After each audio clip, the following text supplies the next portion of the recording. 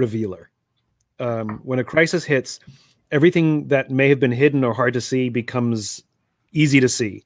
Everything from how we operate, how we deal with stress, the quality of our relationships, the quality of our corporate culture, the quality. I mean, everything is revealed instantaneously. We can't judge the quality of a crew by how a ship performs in calm waters. We judge the quality of a crew by how a ship performs in rough waters. And the thing that I found comforting, quite frankly, is that because my work is about building strong foundations. The concept of why is a foundation of a house. That if a hurricane comes through and does damage to the house, the foundation is fixed. When we dig up ancient ruins, we find the foundations. That's what we find.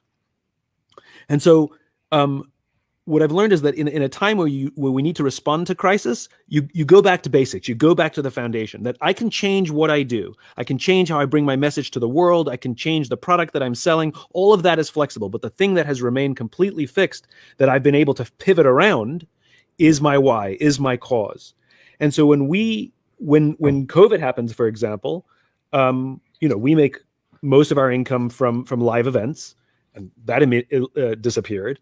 And so we didn't go back to the team and said, how are we going to do more live events, but online? We didn't just take the old business model and try and shove it online. We said, okay, imagine that the old business never existed.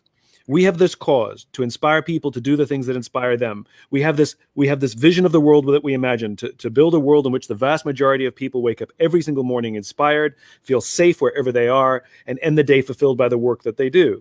Now, we have all these resources. We have all of this content. What are we going to do with it?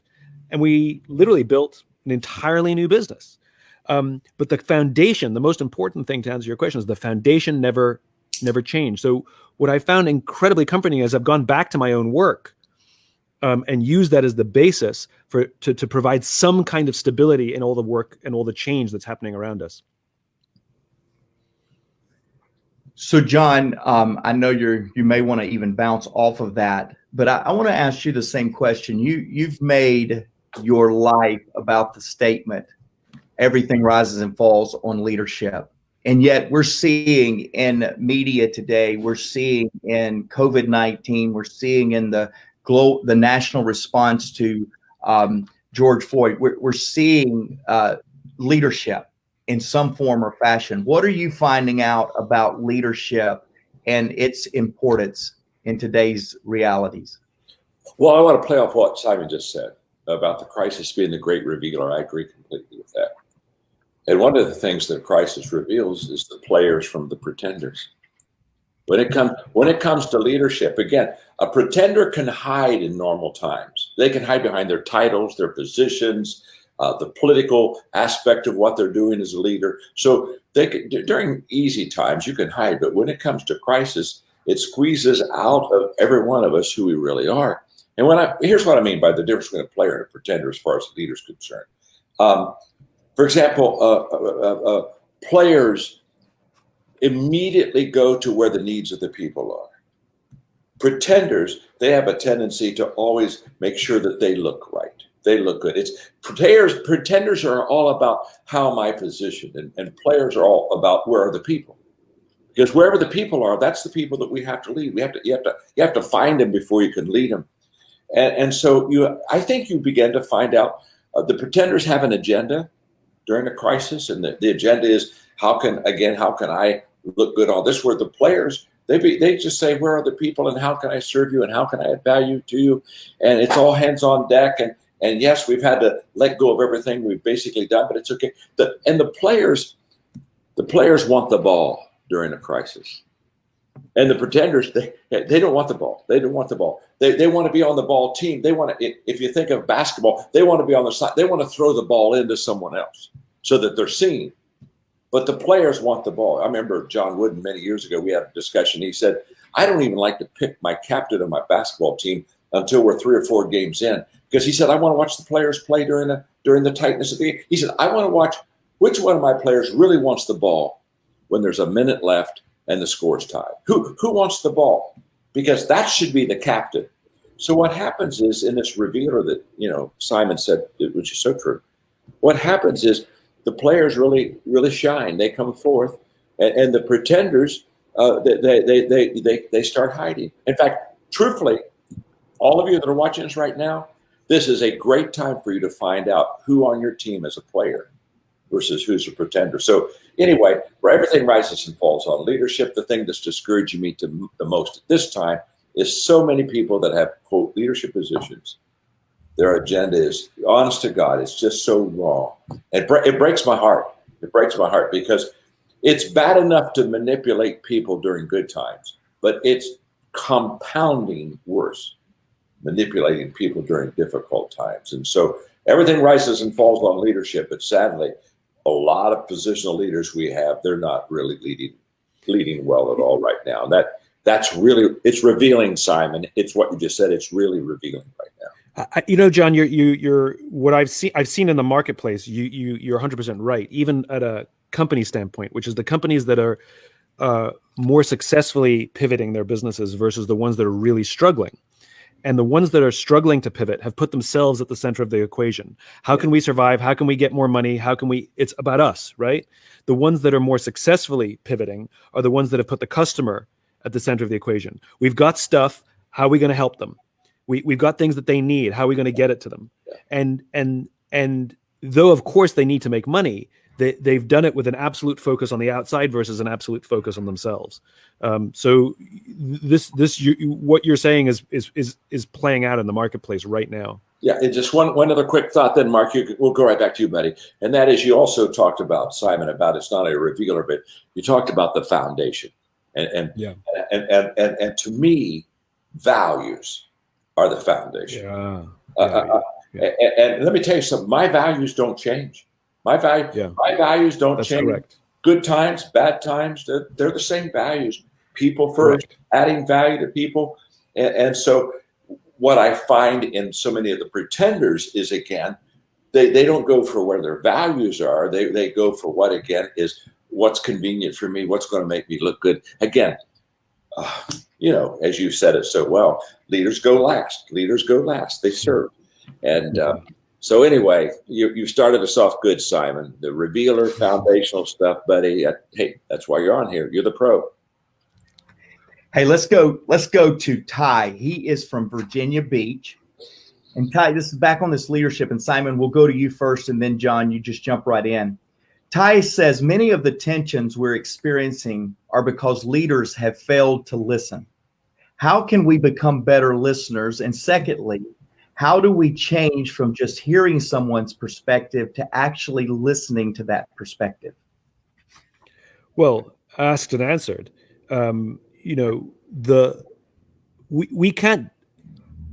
We can make demands of our leaders, but at the end of the day, we can only be responsible for ourselves. Like, we can't change our leaders. When we can vote them in and out, or we can choose to get a different job somewhere, but we can't physically actually change the way that they're going to do business or how they see the world.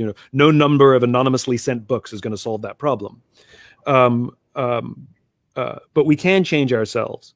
And when I hear people talking about the system is broken, there's no mythical system. It's us. Our society is a collection of individuals, and whatever the balance of behavior is from those individuals is the system you get. And so it starts at home. It starts with us. And so we want to change the system. This elephant. The only way to eat an elephant is one mouthful at a time. And so I think we need to set ourselves on a course to become better listeners ourselves. And there's a difference between listening and hearing. Hearing is understanding the words that are said to you. Listening is trying to get to the meaning of the words that are said to you, with an appreciation that sometimes people say the wrong thing. They say what they're trying to say badly. Sometimes emotions are involved. Sometimes they get flustered. And it's not for us to take their words personally, or even to pick apart, but to rather try and show up with curiosity, to really understand the meaning. What I'm describing is empathy. We show up with empathy. That's all this is. And to look past the superficial. I've heard it now, which is, talking about some of the anger. Like, if they weren't angry, then we'd probably get more. This would be more productive. Well, do you understand why they're angry? Let's go to the root. That's what listening is. It was Martin Luther King who said, "Riots are the language of the unheard." Remember, we all know what it feels like to feel heard, and to what listening is. It's the practice. It's the practice that another person will feel heard. Just to go off on a quick aside, there's this trend in America today. Everybody's talking about being present. Everybody's mindful. Everybody's doing yoga. Everybody's trying to be present. I attended a meeting where there was a big timey yoga instructor who was sitting next to me, and the entire meeting she was on her phone. And underneath the table. And it wasn't like she had a grandparent in the hospital or something. I could see she was on social media. I was sitting right next to her. And at one point we started talking about being present, and her head popped up and said, "That's why I love yoga. It helps me be present." I mean, I don't think she understands. You are not present. You don't get to decide when you are present. You are present when somebody else says you are. Wow. And this is why we practice things like meditation. I mean, for anybody who's ever done a meditation practice, we learn to sit in silence, to focus on one thing, a sound or a mantra. We learn to clear our minds. And if we have a thought, we label a thought, and we put it out of our minds. We find this Zen-like state. But that's not for you. You practice yoga, you practice meditation, you practice mindfulness as a service to another human being, so that when you are sitting across a table, that when they are speaking, you have learned to focus on only what they're saying, and not if your phone is buzzing or some noise behind you. And if you have a thought, you're not just waiting for your turn to speak, but rather you label it a thought, you put it out of your mind, and you remain focused on what they're saying.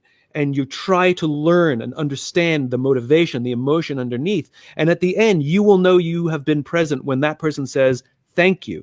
I feel heard. Thank you for listening to me. I appreciate you being here for me," are the words they will use when you have been present. And so I think the question about listening is, we have to go on the journey. It's a skill like any other. It is a learnable, practicable skill. And if you don't practice, you lose that skill. One book I would recommend, it's called How to Talk to Kids So Kids Will Listen, and Listen So Kids Will Talk. It's a bright yellow book. Yes, it's a parenting book. It's one of the best books to teach us to listen to adults as well. But it's a skill, and if you want to learn it, I encourage you to literally go out and learn it and practice and practice and practice. Simon. Go ahead. John, I want you to jump in. Simon, what's the name of that book again?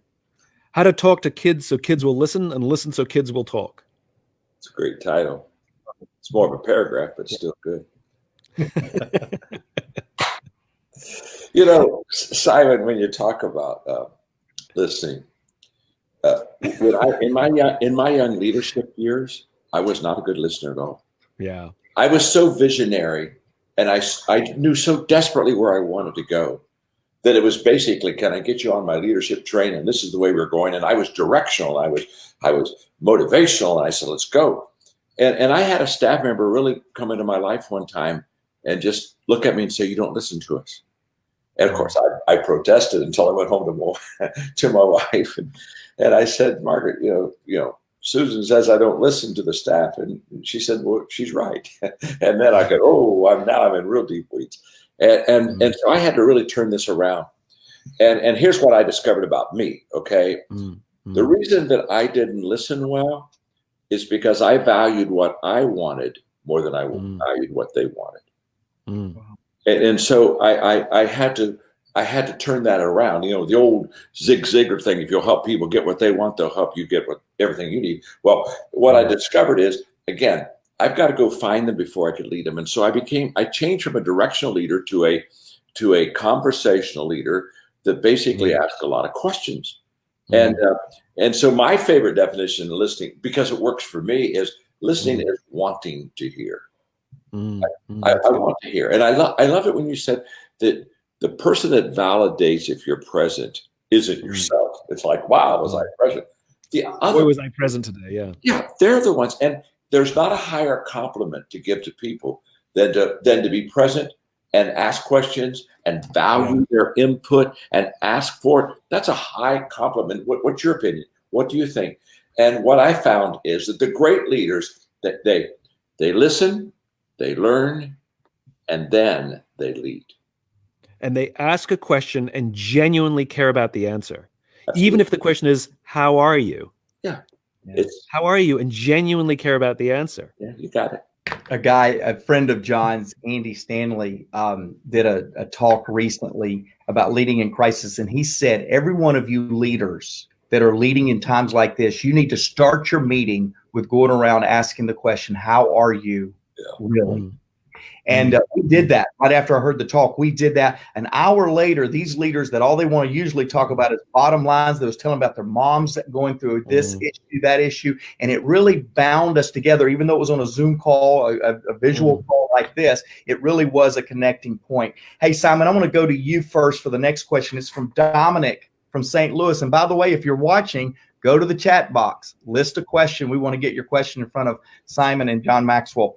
This question from Dominic, St. Louis says, what is the best way for a leader to break out of a short-term mindset and embrace a mindset better suited for the infinite game? Well, the mindset is the infinite mindset. The way to break out of it is to actually sit down and say, what game am I in? Being in the infinite game is not the absence of finite games. It's the context within which the finite games exist. And we use the wrong metaphors and analogies to describe our lives, our businesses. And so most of the metaphors that we use reinforce the finite mindset. We use sports analogies all the time. We use war analogies all the time. This is a campaign. We're launching this, you know. It's fourth and goal, and we have to, you know, this is how we talk to our teams about making, you know, the end of the year numbers or something. And the reality is the analogies are all wrong because these are games that have no finish lines. These are infinite games. And so we have to change our mentality of how it's playing. And I like to think of it more like lifestyle. So for example, like being healthy, you can absolutely have finite goals. I want to lose X amount of weight by X date. It's a finite number. I mean, it's an arbitrary number and an arbitrary date, just like we said, arbitrary financial goals for arbitrary dates. Same thing, right? Sales goals, all of it's all arbitrary, right? And we like numbers. Metrics are really important. It helps people feel like they're making progress. You could never run a marathon without mile markers because it's unnerving. And we have to remember metrics are there to help us understand speed and distance, but they don't indicate the end of the game. It's speed and distance. And so it's wonderful. And we weigh ourselves every day and we're exercising, we're eating right, and we can see the weight come off. And if we hit our goal, we feel excited. And here's the worst part. You have to keep exercising and eating healthy for the rest of your life because the game does not end. Congratulations, you hit your goal. Now you have to keep going and going and going. It's a different mind frame, different mindset. Also, what happens if you miss your goal? Do you know what happens if you miss your goal? Nothing. Nothing happens if you miss your goal. It was arbitrary. But if you've been eating healthy and exercising, the odds are you'll hit that goal in a month or so. You're fine. In fact, you're probably way healthier now than when you started because the metrics were there. The finite game is there to help you make progress in the infinite game. That's the role of the finite game. That's the role of many of those finite games. The infinite game is the context within which those finite games exist. But if we don't have vision, if we don't have a cause, if we don't have a place that we're trying to go to, then the only thing we have are the finite things. The only thing we have are those finite metrics. And that's why we become so obsessed with them, because that's all we've got. Wow. That's all we've got. And so you want to have that distant view of a more idealized state of the world, which is different than a BHAG, different than a big, hairy, audacious goal. This is not achievable in 25 years. This is not achievable in your lifetime. All men are created equal. 240 years, still not there, right? But all of the milestones that we pass, we're trying to get there, and all of them are imperfect. But you can see a nation struggling to get somewhere. It's the same at a micro level. To have a vision of service, to have a vision of a world, the way John talks about his business, the way John talks about his work, and all of the things he's doing are the micro games, the finite games that help him measure progress towards this grander thing. And by the way, that is what gives our lives and our work meaning. That the finite metrics actually are adding up towards something bigger. Oh, that's good stuff. Can I pitch for? Everybody? If you're on, you've got to get Simon's book, The Infinite Game. I'm telling you, you got to get it. and the reason you have to get it is I've read every one of your books, Simon. Okay. Thank you, John. I truly think this is, to me, now every book speaks to you based on where you are. So when somebody says it's a great book, it became great because what was said in that book is coming right up to where I am personally. the infinite game was incredible because when I started off, I was goal oriented. And so I laid out my goals. In fact, my first personal growth kit was goals and how to set goals. And so I did. And it was kind of like, how long will it take? How long will it take? How long will it take? And one day in my personal growth, because of the changes happening in me, I went from how long will it take to how far can I go? And that was my first introduction to the infinite game. All of a sudden, I realized, oh my. And then I began to understand there really is no finish line. That the metrics are finishing are not finishing lines. They're indicators of how far you've gone. But if you have a finish line, if you play a finite game and that's all you have, you don't have the bigger infinite game. The problem is when you cross the finish line, as you know, Simon, you're finished. I mean, it's over. And how many times do we see people? They've already died. They just haven't made it official. You know what I'm talking about? I mean, you see this in companies, right? We want to be the biggest. We want to be number one. So what happens if you achieve that? Do you shut the doors? You've accomplished your goal. Shut the doors. The game is over. That's exactly right. So true. Hey, John, I want to hear. You want to get that book. Make sure they get the book, Mark. Thank you, John. They want to get it. Absolutely. So, John, I want to go to you with this next question, but Simon, I would love to hear you speak into it as well. It's Tim from Creedmoor, North Carolina. He said, with so much pain and distrust and tension in our society right now, how do we navigate long-lasting transformational change? John? Well, a couple of things. It's a great question. Let's talk about trust. Let's just talk about trust. In fact, I think there are three questions that all followers ask of a leader. And the three questions are, do you like me? Can you help me? And can I trust you? And I think those are three very valid questions. I mean, who wants to follow a leader that doesn't like them? Because the first thing they'll do is they'll manipulate you and move you for their advantage. Who wants to follow a leader that's incompetent? Hello, you're not going to get where you want to go with that. But this issue of trust, and so what I say to myself all the time is, that's not the question followers should be asking me.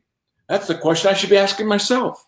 It goes back to what Simon was saying again. When the, quote, system is broken, we're the system. Hey, wait a minute. Quit looking for someone else to bail us out, lead us up. Let's look at ourselves and say, what am I doing? How do I get involved? How do I improve myself? How do I get better? So every day I'm asking myself that question. Do I really love the people that I lead? Because honestly, if I don't love them, I ought to get out of the leadership game. I mean, is there anything worse than a leader that doesn't love his or her people? I mean, and care for them? So and if I'm incompetent, I ought to get out of the leadership game, or that for sure, or learn how to lead. But this whole issue of trust, am I a trustworthy person? Am I a person? And there's a huge responsibility on trustworthiness.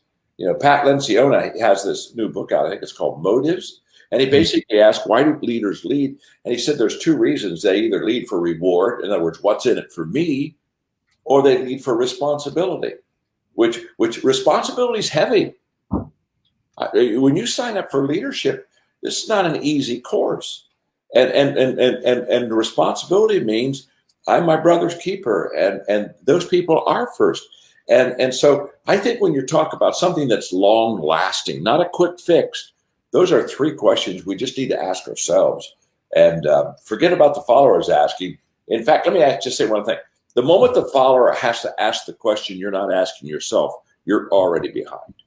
And so, get out in front and ask the questions first, and set the bar of excellence for yourself before somebody else has to set it for you. Go ahead, Simon. I like to think of things when people ask societal questions. How do we restore trust? How do we build trust? I always like to think of these things in much smaller, more understandable contexts. I think of interpersonal relationships, right? How do we build trust with one person? We all know how to do that. Sometimes it's quicker and sometimes it's slower, but it's not immediate. It takes time and it takes reinforcement. And what happens if you violate trust?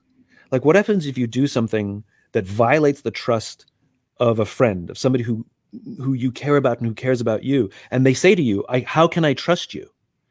And simply doing what you used to do, or simply promising that You can still trust me. I made a mistake. Even if you come clean and say, I made a mistake, there still needs to be now, you got to double down on working even harder. And that, and you got to prove it. And you've got to, and you know, one of the things I can't stand is leaders who say, prove to me why I should trust you. Leaders have to take the risk of trust the day they show up. If you declare yourself a leader, you take the risk of trust. It's the opposite. It's the leaders who have to prove why they're trustworthy to their people. That's right. Yes. We get the equation backwards all the time. Leaders take the risk to trust, but the rest of us, you got to earn our trust. That's why, Simon, that's why I love the quote. It's wonderful when the people trust the leader, but it's even more wonderful when the leader trusts the people. And trust is a risk. It's like love is a risk. Like, you didn't get to choose your children. You love them, right? I didn't get to choose my team. Tough. You got to trust them. Like, you got to love them too. Yeah. And if they fail, you don't immediately assume that there's something wrong with them. You go and again, we'll go back to what we said before. You lead with empathy. Are you okay? What's going on? We don't know what their history is. We don't know who their former boss was. We don't know. Maybe they've come from a horrible corporate culture and they've just joined your company and they don't trust anybody. And so they're going to operate to protect themselves. We don't know. And that goes back to those listening skills. I think, just think of it as interpersonal and how we as individuals would have to act to build trust with another human being, and now amplify that. And you'll see how institutions have to act in a way to rebuild trust with populations as well. I love that way of communicating and teaching, Simon. It just simplifies everything when you forget about the corporations and the teams, and you just break it down to a one-on-one relationship and say, how's this going to work? And because how it works in one-on-one is how it works with everyone. Turns out organizations and societies are just collections of individuals. That's correct. And individuals, you know, if you can understand the individual, you can understand the society, because societies act the same way as individuals. That's exactly right. It's true. It's true for companies. It's true for countries. It's true for where we are now. Hey, let's go to our live audience, gang. We've been doing some pre-submitted questions. I'm going to go to our live audience, and Sandra K. Reynolds asked the question: how do you address and work with people who refuse to make necessary pivots during this time? Simon?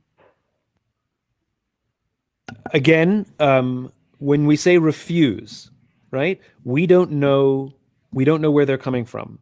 Especially in a time like this, in a time of crisis, trauma affects people in different ways. Some people go into go mode, mission mode. They're actually kind of enjoying it because it's just go. And some people shut down, and there's no right or wrong. And the thing that we have to remember is there's no such thing as compartmentalizing. There's no such thing as compartmentalizing your feelings. Everyone will have to deal with the trauma at some point. And I've been issuing this warning. I've been calling friends in the military. When COVID started, I called a bunch of friends and said, hey, how do I compartmentalize my emotions so I can stay focused in go mode? Because you guys compartmentalize your emotions all the time when you're in mission mode, right? And my friend said to me, he gave me a warning. He said, do not think you can do that.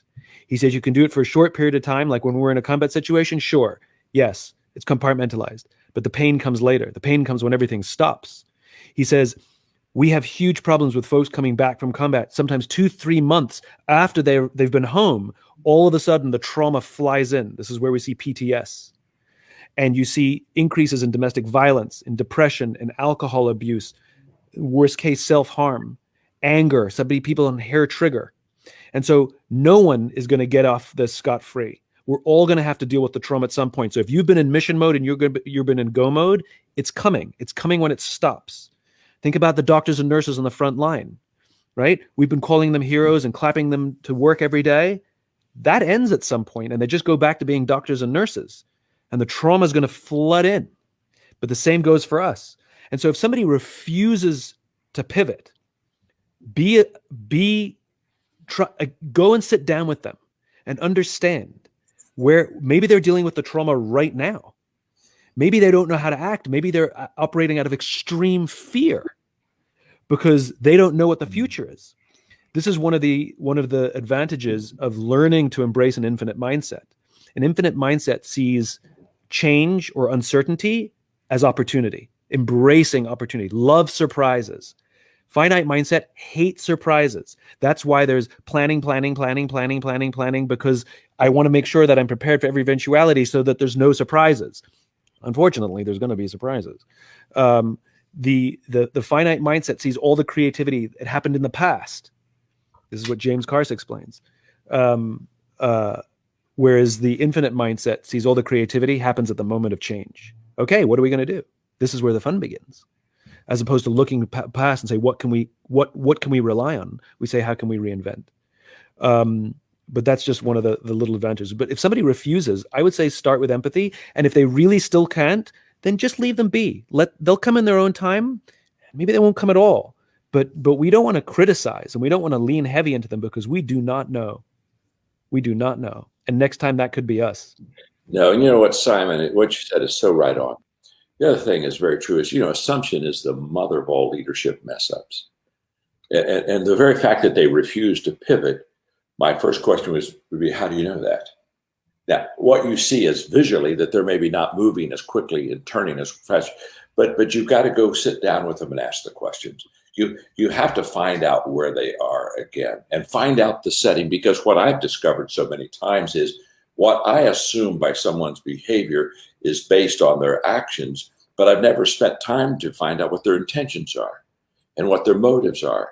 And a lot of times the very fact of connecting, finding, empathizing, many times this opens up. If they're refusing with an outward action, many times once you have a heart connection with them and you both have an understanding, all of a sudden you just remove that clog and they can move on.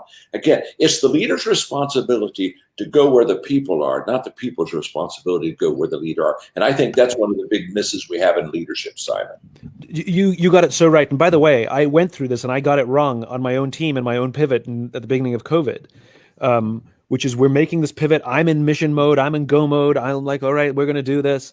And one of the senior members of my team just kept referring to the past and couldn't get out of her own way. And every phone call felt like I was taking 2 steps back.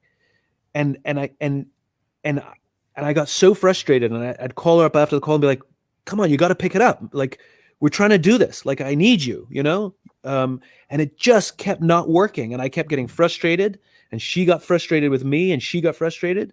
And then I took a deep breath and said, I think she's just scared or uncertain. I don't know what it is.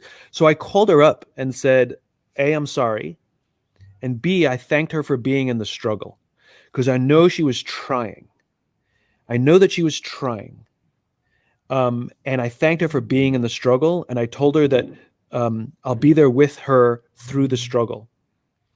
Immediately, everything changed. Yeah. Because it no longer became adversarial. And I had more empathy for the fact that she wasn't in excitement go mode with me. And I couldn't use how I felt to judge her performance. It was grossly unfair. But the minute I thanked her for she didn't quit, she didn't shut down, she didn't run away, she jumped in with me. It was a struggle. And when I just thanked her for being in the thick of it, it was amazing what changed. It was amazing what changed. Great example, Simon. Great example.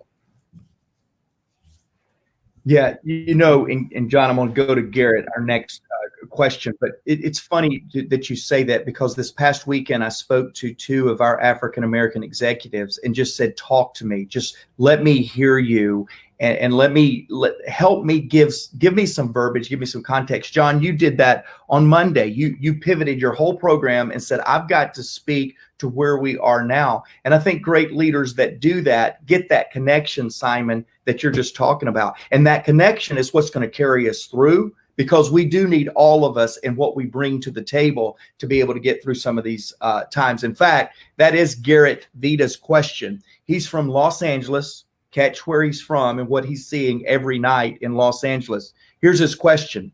What are some action steps we should take now due to the complications of what's currently happening? Obviously, he's talking about in our cities and our streets. Simon. So I can only respond with what I'm doing. I don't think there's an answer. I'm trying to have a lot of uncomfortable conversations. I'm calling friends. I'm calling my black friends, I'm calling my white friends, I'm having uncomfortable conversations, and I'm asking them for advice, and I'm asking them how they feel, and I'm learning. And if somebody feels guilt, then it probably means because you can relate to what's going on. If somebody feels, if there's somebody who's white who's feeling guilty about something, it's probably because you recognize that there's white privilege, and you know it, and that's okay. The important thing is to sit with these emotions and to express these emotions. And I'm having uncomfortable conversations and I'm having comforting conversations.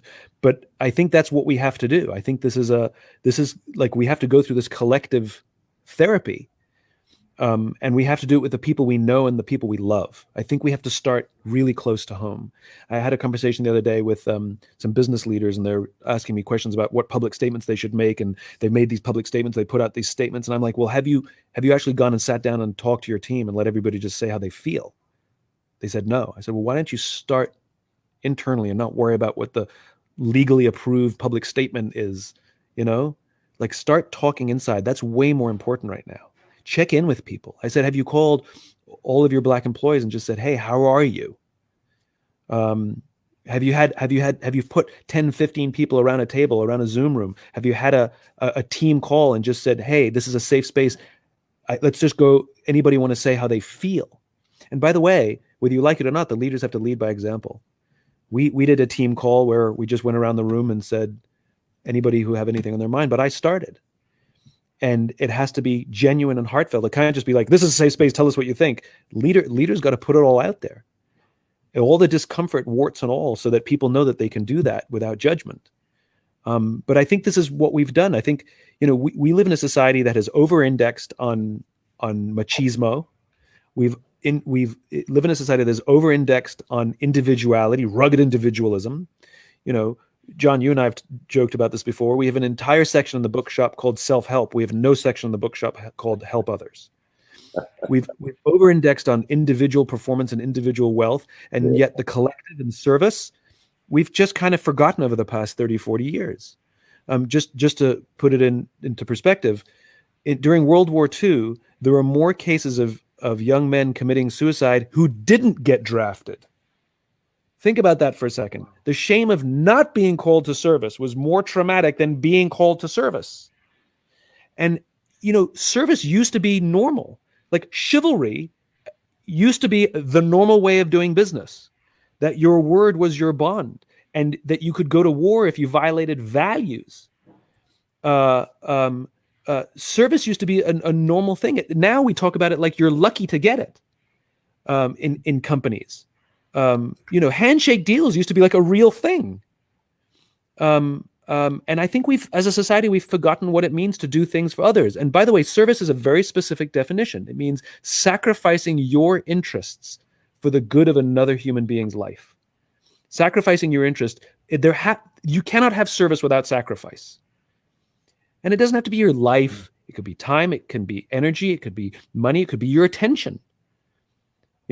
Think about how your kids feel when you actually turn to them and talk to them and look at them versus talking to them while you're on your phone. That's an act of service. Putting this away, sacrificing that I'll have to just have more emails and work later because I'm going to put this away. That's the sacrifice I'm going to make for my child or for my spouse. And I think we've forgotten about service. Service is not giving a donation. That's not service.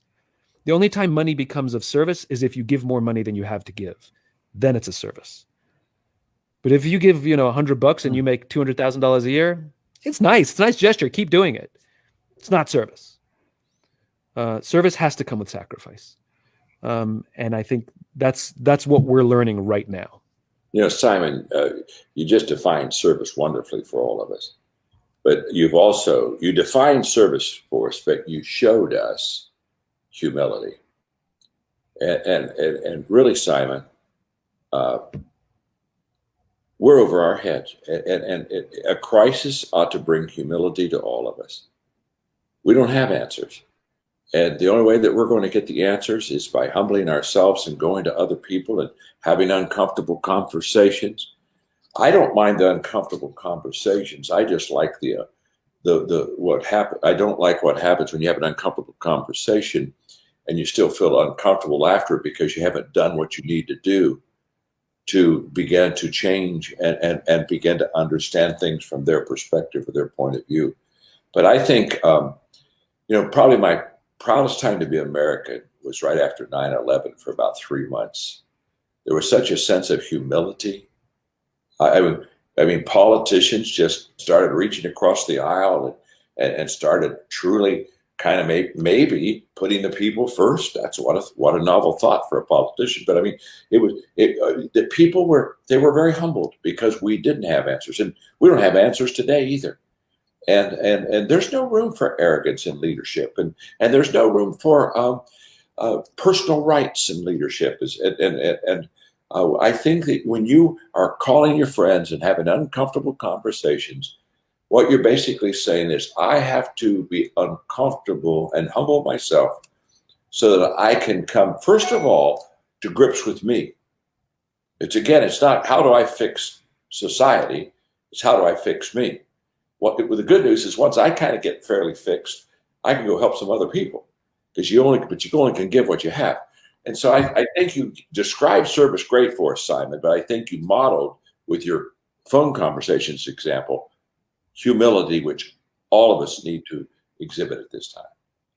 Hey, I want to Thank you, thank you, John. I think you give me too much credit, but I can tell you because I've done it uncomfortably a number of times and I've got it wrong a bunch of times, that there's an easier way, there's a simple way. It's not easy, it's simple.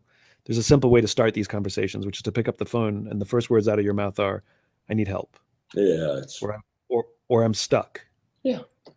or "I don't know what to do," which is why I'm calling you. Which they become an ally immediately to you.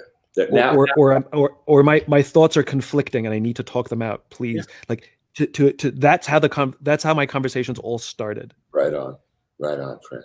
Right on. I'd like to close with 2 quick questions and then some closing comments, perhaps from the both of you. Al from New York, going to the other side of the United States. Al from New York says, can there be or will there be another Lincoln, Kennedy, or Dr. Martin Luther King who will emerge and help us out of these times? I keep holding out hope.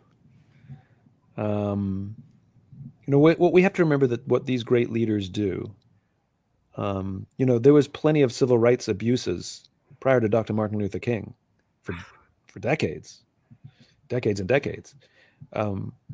What Dr. King did was he took all of that frustration.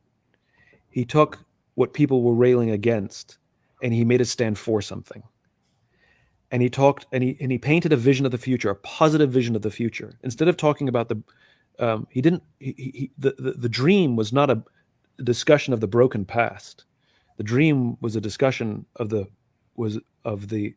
affirmative future. I have a dream that one day little black children will play on the playground with little white children. And it's the world we want to build. And we make this mistake all the time. You see it a lot in charitable works.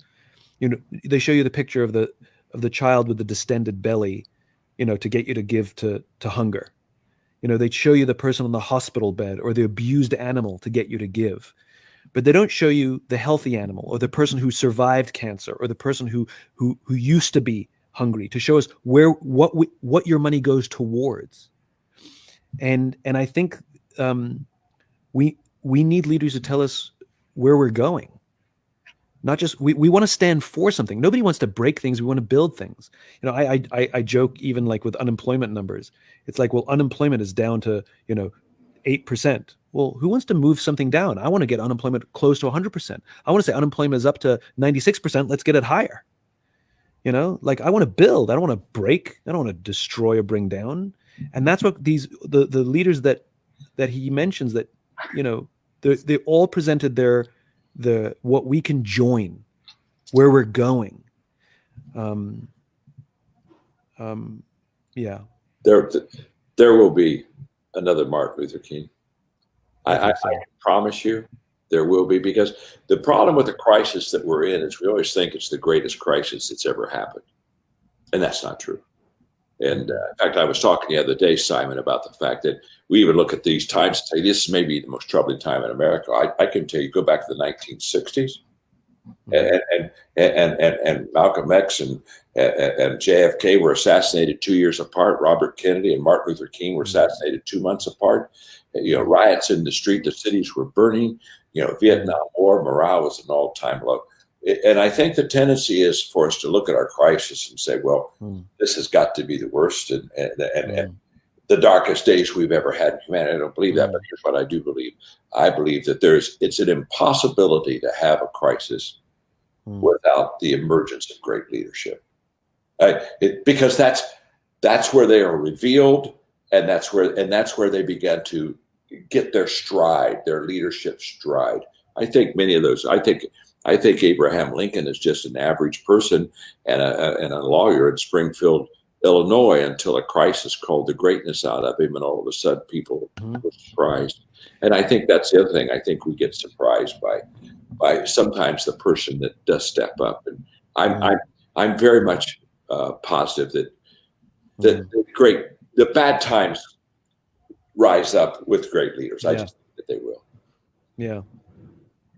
Hey, well, I would love, so maybe to close out your thoughts, and then again, I do want to give some people ways to stay connected with you, Simon, and a couple of things, John, for you. But Tony from Seattle asked a question that maybe this can kind of be the way you guys give us some closing thoughts. And I resonate with this. I'm trying to lead this. We've got a very diverse group, thousands of coaches in nations around the world. A high percentage of women, a high percentage of African American, and everything else as well as far as diversity. So 2020 has been a tough year. I'm leading through some of the toughest times, at least I've ever seen. What do you guys think is the way forward for leaders who are facing some of the toughest challenges they've ever faced? I face them. I wish I had a good answer. I get a kick out of the fact that people keep talking about, in these uncertain times. Well, all times are uncertain. There's never been a time that wasn't uncertain, ever. During these it's just because something happened that was so shocking that the uncertainty of every single day was revealed to you. But by the way, it's always been that way. And so I think the way and John, you sort of touched upon this, which is, this is the most difficult time. Is like COVID is the worst thing that's ever happened. Well, if we lived longer than 70 or 80 years, like if you lived 1,000 years, if that was an average human life, this would be like the 6th or 7th pandemic. Absolutely. Absolutely. And it's like, what do you do during hurricane season? Hurricanes are awful. They cause economic damage. They cause loss of life. They're horribly upsetting. They're unpredictable. What are you doing during a hurricane season? Well, we know what to expect. We know it's bad. We try and mitigate the damage, and we batten down the hatches, and we know what to do. You deal with it. You confront it. And I think whatever the crisis is, you have to have a sense that this could have happened all the time. And the problem is we pretend like we're actuaries. The housing crisis of 2008, the actuaries had predicted there's only like a 1% or 2% chance that the whole housing market would collapse at the same time. They predicted that there was a percentage, though small. So you know what everybody did? Nothing. They didn't bother preparing because there was only a 2% chance. So why bother having a plan? Then it happened and panic ensued.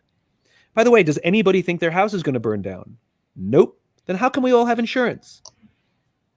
Just because it might. And that's what it is to have an infinite mindset. It's kind of like living your life with insurance. So the reason you act in service, the reason you build good teams. Now, I remember I was speaking to a company once, and one of the leaders, I was talking about leadership, and one of the guys raised his hand and he said, this is all very interesting, but you have to understand, I don't have time for this. He said, you don't understand, this is war.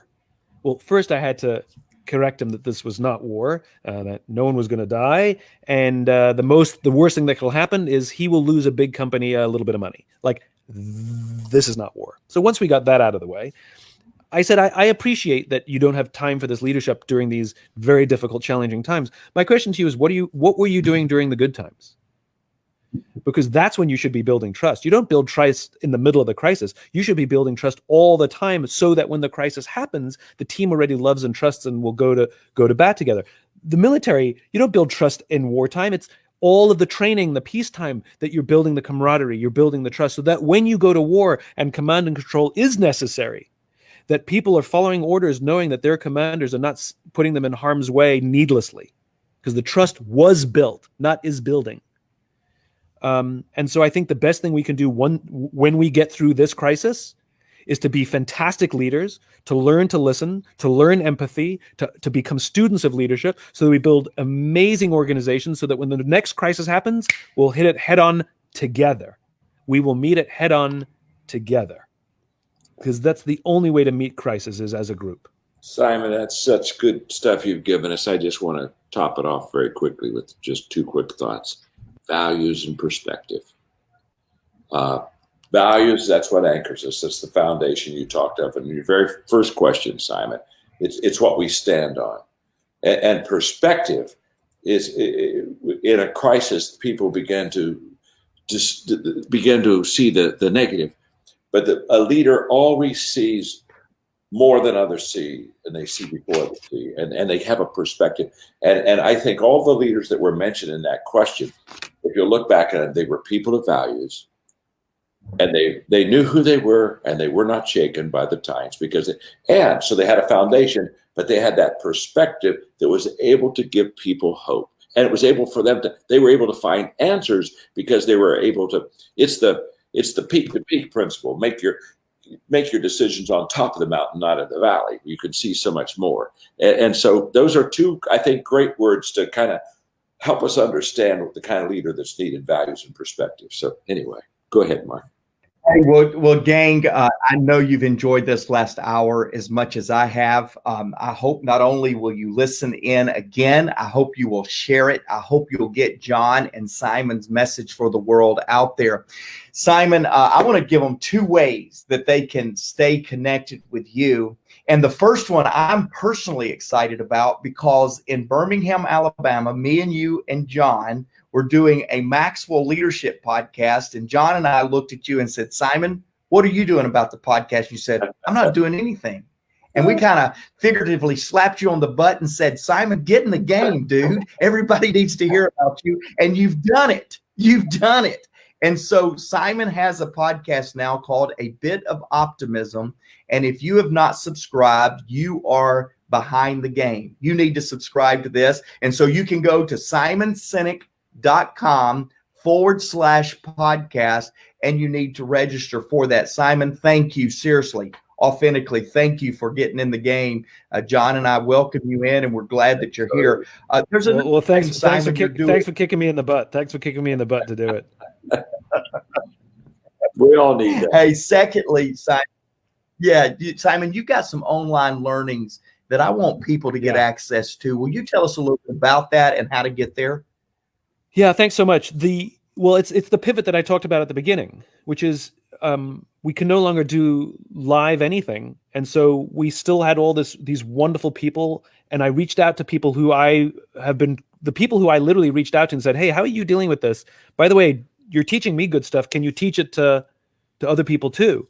And so we put together these classes, and it was really important.